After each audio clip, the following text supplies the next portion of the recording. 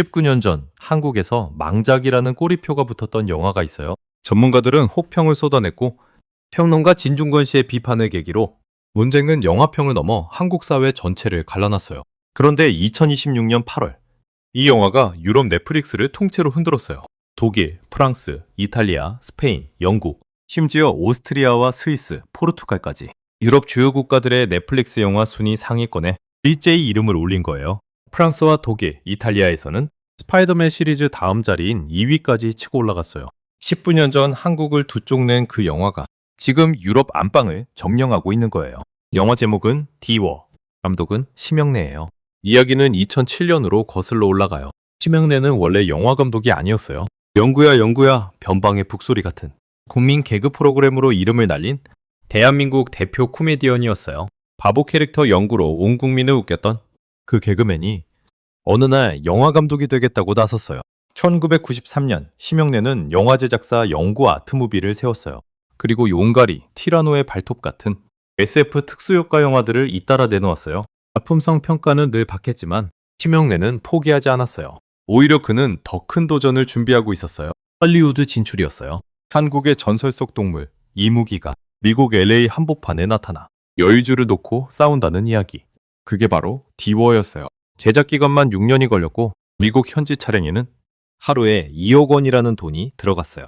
국내 영화에서는 보기 드문 대규모 컴퓨터 그래픽을 앞세워 심영래는 이 영화 하나로 할리우드까지 뚫겠다고 선언했어요. 개그맨 출신으로 신지식인 1호라는 수식어까지 얻었던 인물이 직접 연출한 대형 SF 판타지 영화. 개봉 전부터 화제의 중심에 설 수밖에 없었어요. 2007년 8월 1일 디워는 마침내 개봉했어요. 결과는 놀라웠어요. 785만 명의 관객이 극장을 찾았고 그의 한국 영화 흥행 성적 1위에 올랐어요. 하지만 흥행과 별개로 평가는 정반대로 갈렸어요.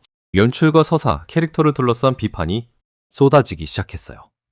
특히 문화평론가 진중권 씨의 비판을 계기로 논쟁은 단순한 영화 감상평의 범위를 넘어섰어요. 전문가와 관객의 대립, 예술성과 애국심의 대립으로까지 먼저 나갔어요. 논쟁은 영화관 밖에서도 이어졌어요.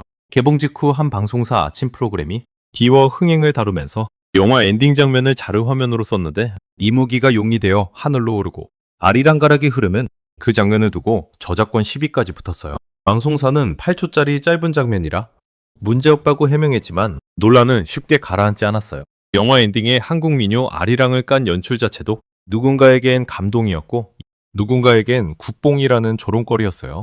일부는 이 영화를 한국 CG 기술의 도전이자 성취로 봤고 일부는 개연성도 완성도도 없는 망작이라고 잘라 말했어요. 그 사이에서 그래도 한국이 이런 영화를 만들었다는 일종의 애국심 팬덤까지 생겨났어요. 이른바 뒷바라고 불림. 열성 지지층은 비판적인 목소리를 내는 사람들에게 조직적으로 반박 댓글을 다는 등 적극적으로 맞서 싸웠어요. 한편의 영화를 두고 지지자와 비판자가 이렇게까지 치열하게 부딪힌 사례는 당시 한국에서 흔치 않았어요. 한반이 극단으로 갈린 채 디워는 2007년 한국 사회를 가장 뜨겁게 달군 문화 논쟁 중 하나로 남았어요. 하지만 이 논쟁의 이면에는 당시에는 잘 알려지지 않았던 또 다른 진실이 숨어 있었어요. 785만 명이라는 흥행 성적에도 불구하고 디워는 사실 적자를 낸 영화였어요. 미국과 일본 현지 개봉까지 시도하며 개봉관을 늘렸지만 그 시도조차 오히려 적자를 키우는 결과로 이어졌어요. 몇 년 뒤 재무제표가 공개되면서 국내에서만 170억 원에 이르는 거액의 적자가 있었다는 사실이 드러났어요. 해외에서도 상황은 다르지 않았어요. 겉으로는 흥행 신화처럼 보였던 디워가 실제로는 심영래에게 깊은 재정적 상처를 남긴 셈이었어요. 사실 심영래는 디워 제작 당시 자신만만하게 이런 말을 하기도 했어요. 이 영화로 8조 원 가까이 벌어서 직원 한 명 한 명에게 30억 원씩 나눠주겠다고 호언장담했던 거예요. 하지만 현실은 정반대로 흘러갔어요. 큰 소리 쳤던 만큼 나중에 드러난 적자의 무게도 더 크게 느껴질 수밖에 없었어요. 그리고 이 상처는 이후 심영래의 행보에 그림자를 들이우기 시작했어요. 디워는 그렇게 흥행과 논란, 자부심과 조롱을 동시에 품은 채 2007년의 여름을 뜨겁게 채웠어요. 지금부터 구독과 좋아요 눌러두시고 이어서 보시면 디워 이후 심영래에게 무슨 일이 있었는지 그리고 19년이 지난 지금 왜 이 영화가 갑자기 유럽을 뒤흔들고 있는지 하나씩 풀어드릴게요. 디워 흥행 이후 심영래는 멈추지 않았어요. 170억 원대 국내 적자가 당시엔 세상에 알려지지 않았던 만큼 겉으로는 흥행 감독 타이틀을 거머쥔 심영래에게 다음 작품을 기대하는 시선이 많았어요. 오히려 그는 더 큰 도전을 준비했어요. 이번엔 SF 판타지가 아니라 조직폭력배들의 이야기였어요. 2011년 심영래는 신작 라스트 갓파더를 내놓았어요. 제작비만 150억 원. 한국 조폭영화 사상 가장 많은 돈이 들어간 작품이었어요. 기대는 컸어요. 코미디에 일가견이 있는 심영래가 만드는 갱스터 코미디라면 웃음만큼은 확실할 거란 예측이 많았어요.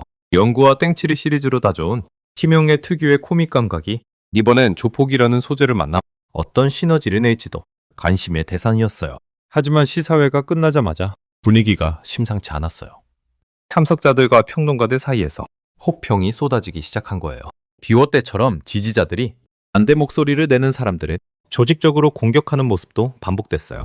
첫날 예매율은 나쁘지 않았어요. 하지만 정작 영화를 본 관객들의 반응은 갈수록 싸늘해졌어요. 디워로 CG에 대한 집착을 보여줬던 심영래가 정작 CG가 거의 필요 없는 조폭 영화에 150억 원을 쏟아부었다는 사실부터 저 많은 제작비를 대체 어디에 쓴 거냐는 의문이 쏟아졌어요. 총기 소음기를 낀 장면에서 소음기를 끼지 않았을 때와 똑같은 총성이 나오는 등 기본적인 고증 오류까지 도마 위에 올랐어요. 디워 때는 그래도 독창적인 CG 크리처라는 강점이 있었지만 이번에는 그런 강점조차 찾기 어렵다는 평가가 이어졌어요. 150억 원을 회수하려면 상당한 흥행이 필요했지만 라스트 갓파더는 그 기대에 미치지 못했어요. 디워 때 이미 감춰져 있던 적자에 새로운 손실까지 쌓이기 시작한 거예요. 결국 2011년 말 심영래가 세운 영구 아트 무비는 도산 절차를 밟기 시작했어요. 같은 시기 심영래는 19년을 함께한 아내와도 협의 이혼을 하게 됐어요.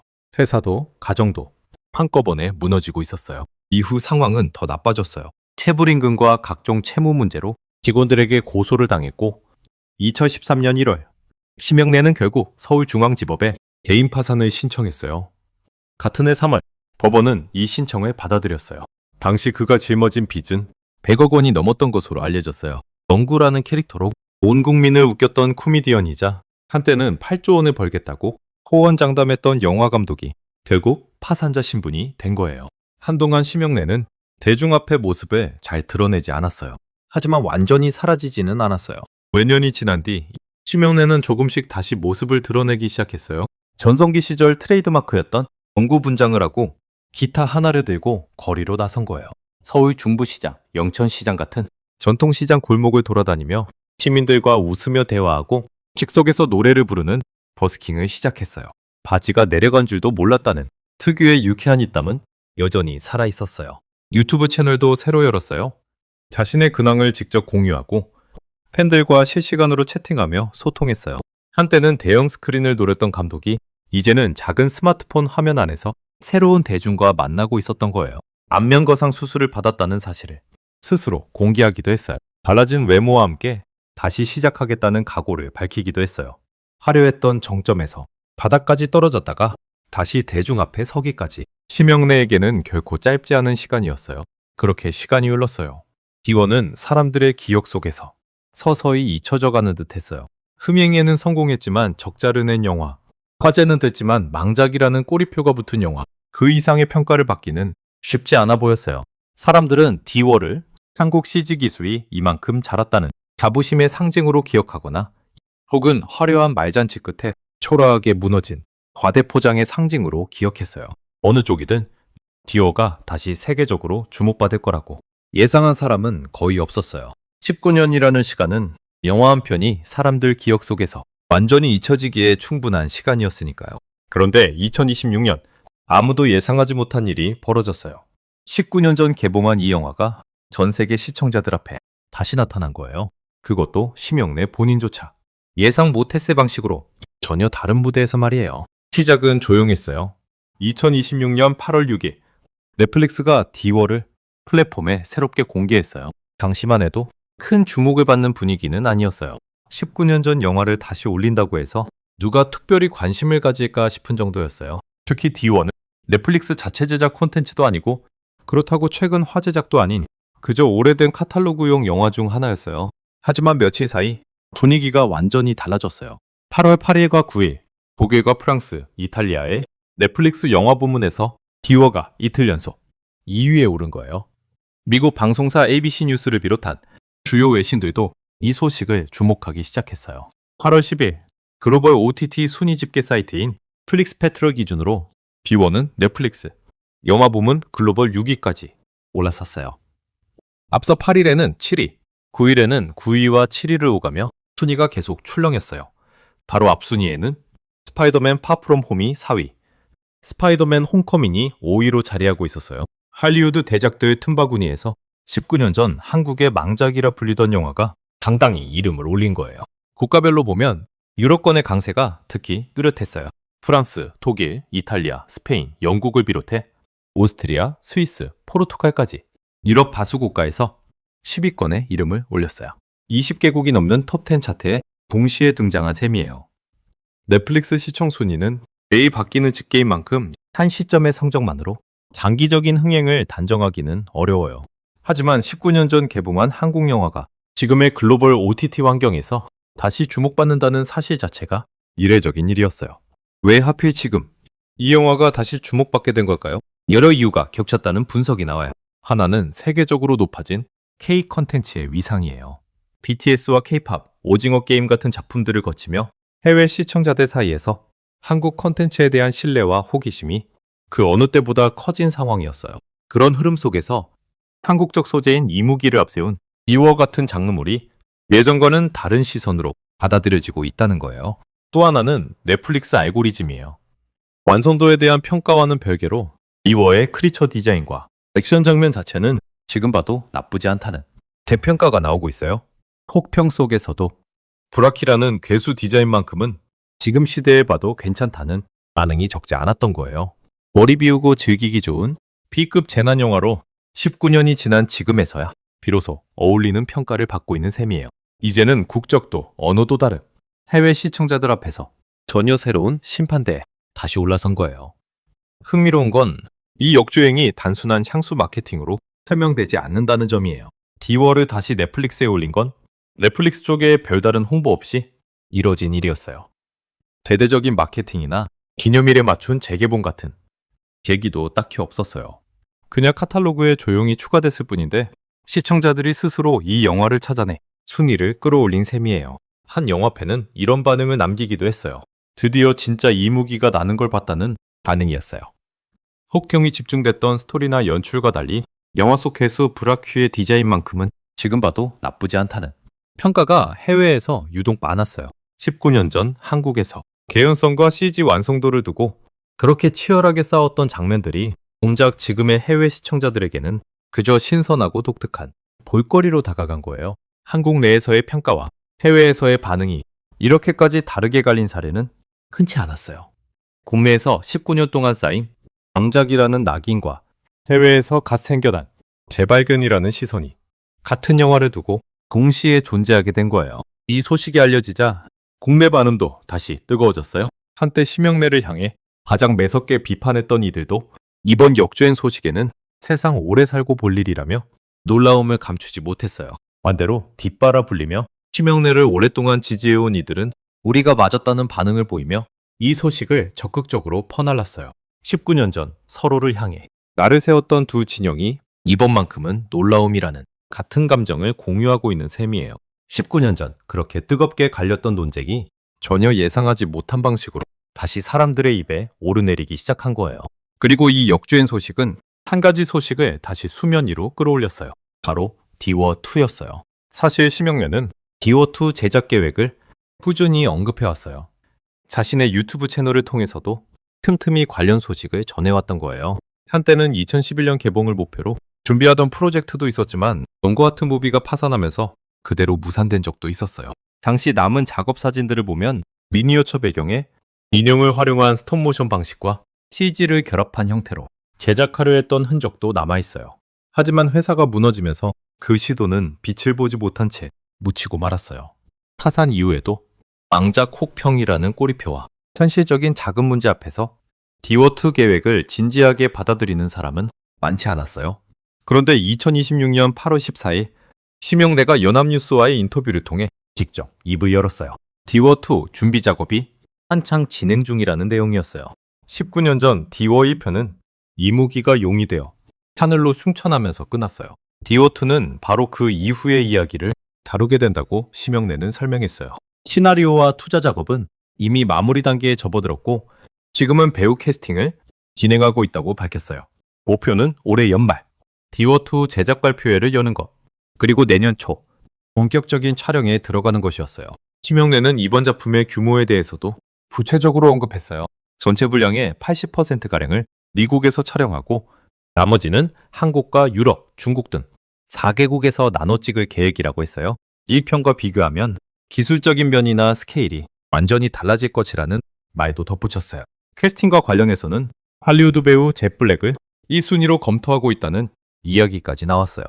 19년 전 6년에 걸쳐 할리우드의 문을 두드렸던 감독이 이번엔 아예 할리우드 스타를 캐스팅 1순위로 놓고 다시 도전에 나선 셈이에요. 19년 전과 달라진 점은 또 있어요. 당시엔 심영래 혼자 할리우드에 진출하겠다고 외로운 싸움을 벌였다면 지금은 상황이 조금 달라요. BTS, 오징어 게임을 비롯해 수많은 K 콘텐츠가 이미 전 세계 안방을 두드린 뒤에요. 디워가 유럽에서 역주행에 성공한 배경에도 이렇게 다져진 K 콘텐츠에 대한 신뢰가 적지 않게 작용했을 거란 분석이 나와요. 국내 영화 관계자들 사이에서도 당시엔 시대를 너무 앞서갔던 시도였을 수 있다는 재평가가 조심스럽게 나오고 있어요. 19년 전에는 낯설고 무모해 보였던 도전이 전 세계가 K 콘텐츠에 익숙해진 지금에서야 비로소 제자리를 찾은 셈이라는 거예요. 혼자 첫 길을 뚫었던 감독이 이제는 훨씬 넓어진 길 위에서 다시 도전할 수 있게 된 셈이에요. 물론 아직은 계획 단계예요. 시나리오와 투자가 마무리됐다고 해도 실제 캐스팅이 확정되고 촬영이 시작되기까지는 넘어야 할 산이 많을 거예요. 하지만 분명한 건 19년 전 망작이라는 꼬리표를 달고 개인 파산까지 겪었던 감독에게 다시 한번 도전할 기회의 문이 열리고 있다는 사실이에요. 돌이켜보면 디워의 여정은 단순하지 않았어요. 785만 관객을 모으고도 적자를 내고 흥행에 성공하고도 망작이라는 평가를 받았고 한국에서 논란의 중심에 섰다가 19년 뒤 유럽에서 재조명받았어요. 한때 타워 팰리스에 살 정도로 잘 나가던 시절도 있었지만 지금은 방송에서 혼자 산다며 소박해진 근황을 직접 공개하기도 했어요. 그 사이 감독 게이는 0점에서 바닥까지 떨어졌다가 전통시장에서 버스킹을 하며 다시 대중과 마주하는 시간을 견뎌야 했어요.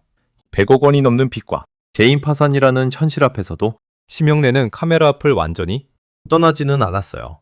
연구 분장을 하고 거리로 나서고 유튜브에 얼굴을 비추고 안면거상 수술 사실까지 스스로 공개하며 다시 시작하겠다는 말을 몇 번이고 반복했어요. 그 반복이 19년이라는 긴 시간을 지나 디워2라는 새로운 챕터로 이어지려 하고 있는 거예요. 19년 전 한국에서 망작이라는 꼬리표가 붙었던 영화, 지금은 유럽, 넷플릭스 안방을 점령하고 있는 영화, 독일, 프랑스, 이탈리아에서 스파이더맨을 위협하며 2위까지 올랐던 그 영화가 바로 이 디워였다는 사실. 그 사이에는 한 감독의 파산과 재기, 그리고 19년이라는 긴 시간이 고스란히 담겨 있었어요. 디워2가 실제로 완성됐지, 그리고 이번엔 어떤 평가를 받을지는 아직 아무도 알 수 없어요. 하지만 한 가지는 분명해 보여요. 생각해보면 디워를 둘러싼 이 모든 반전은 어느 한쪽의 완전한 승리로 끝나는 이야기가 아니에요. 19년 전 혹평했던 사람들이 전부 틀렸던 것도 아니고 19년 전 열광했던 팬들이 전부 옳았던 것도 아니에요.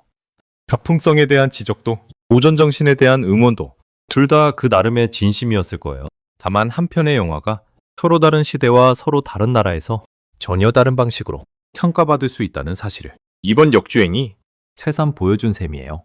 그리고 그 중심에는 몇 번이나 바닥까지 떨어졌지만 결국 다시 카메라 앞에 선 한 감독의 고집스러운 재도전이 자리하고 있었어요. 19년의 시간을 돌아 다시 시작되려 하는 이 이야기를 앞으로도 계속 지켜봐 주시고 구독과 좋아요로 응원 부탁드릴게요. 다음 영상에서 또 다른 이야기로 찾아뵐게요.